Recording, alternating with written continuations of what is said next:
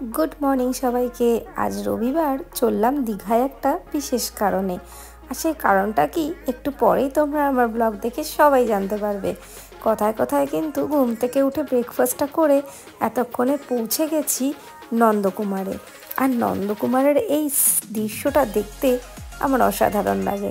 তারপর গাড়িতে একটু গান চলছিল, আর তাই ভাবলাম তোমাদের সাথে একটু শেয়ার না করলে হয়। এত সুন্দর লাগে এই যাওয়ার টাইমটাতে এই জায়গাটা। এইটা কিন্তু হচ্ছে ঠিক তাজপুর দিক থেকে ঢুকে যেতে পারো তোমরা দীঘাতে যাওয়ার জন্য মেরিন ড্রাইভের রাস্তা। তাজপুরের আগের থেকেও যাওয়া যায়, যেটা মন্দারমণি হয়ে যাচ্ছে। আর আমরা কিন্তু তাজপুর দিয়েই ঢুকেছিলাম।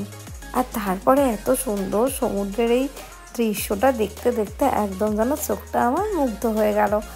আর এই জায়গাটার ভিডিও না করলে কিছু যেন অসম্পূর্ণ থেকে যায়। আর একটু ভিডিও রিলস ওটা তো আমার চলতেই থাকে, এটা তোমরা সবাই জানো। আমার ব্লগ দেখে তোমরা সবাই সেটা বুঝতেও পারো। হ্যাঁ, এবার বলি যাচ্ছি কেন। ওরে বাবা, কথায় কথায় তো এই মেরিন ড্রাইভের রাস্তাতে চলে এলাম। এর বাঁ পাশেই কিন্তু রয়েছে ন্যায়কালী মায়ের মন্দির। আমরা একবার এসেছিলাম, তোমরাও যদি পরে ঘুরতে আসো তো এই জায়গাটা কিন্তু দেখে নিও। আর এইখানটা হচ্ছে মোহনার এখানে কিন্তু এই এত সুন্দর সুন্দর এত ট্রলার সব স্টক করা হয়। তারপর এই ট্রলারগুলোই এখান থেকে সমুদ্রে চলে যায় অনেক দূরে, আবার ভেসে ভেসে এখানে এসে তারা বিশ্রাম নেয়। আর তারপর তাদের কাজবাজ সেরে আবার নিজেরা নিজেদের বাড়িতে ফিরে যায়। হ্যাঁ, ট্রলারগুলো নিয়ে একদমই ফিরতে পারে না, ট্রলারগুলোকে এখানেই কোথাও একটা রেখে দেয়। কথায় কথায় এখন চলে এলাম দীঘা মেন গেটের সামনে। ডান দিকে ছেড়ে এসেছি দীঘা মেন গেট, আর এদিক থেকে এখন যাচ্ছি দীঘা বাইপাস হয়ে আমাদের যেখানে গন্তব্য, মানে যেখানে প্রোগ্রাম ঠিক সেখানে। তবে এবার দীঘা যাওয়াটা কিন্তু একটু অন্যরকম কারণে। সেই কারণটা হচ্ছে আমরা যাচ্ছি এখন হোটেল নেস্টে, কারণ সেখানে রয়েছে গ্র্যান্ড ইভেন্ট। আর গ্র্যান্ড ইভেন্টটা কিন্তু করছিল রয়্যাল ইভেন্ট অর্গানাইজার, যাদের কাজ আমি কন্টিনিউ করি, যাদের কোম্পানির হোস্ট আমি, যাদের কোম্পানির ইউটিউব ব্লগার আমি।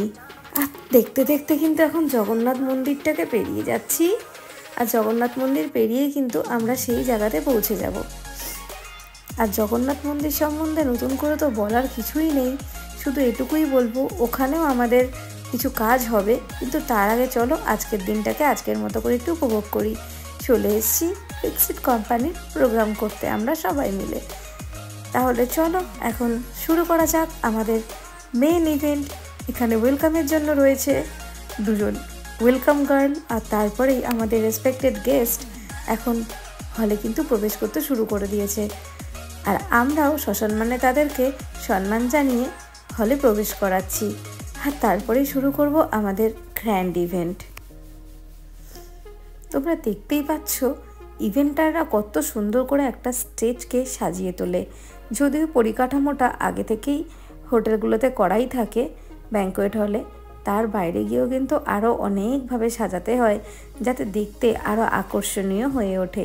আর এখানে দেরি না করে আমরা প্রোগ্রামটা আর একটুখানি পরেই স্টার্ট করছি। ওদিকে সবাই উপস্থিত হয়ে গেছে, তাহলে চলুন স্টার্ট করছি আমাদের প্রোগ্রাম।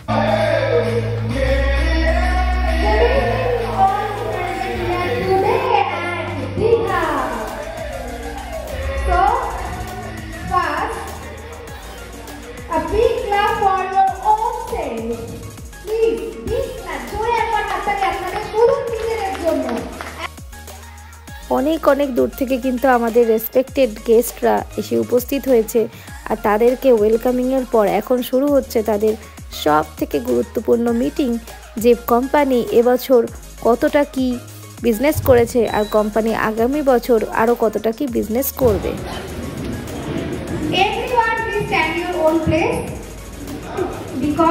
এখন আমরা আমাদের দেশকে সম্মান জানাবো। দেশকে সম্মান না জানিয়ে আমরা অন্য কিছু করতে পারি না, আমাদের দেশকে আগে সবসময় রাখতে হবে।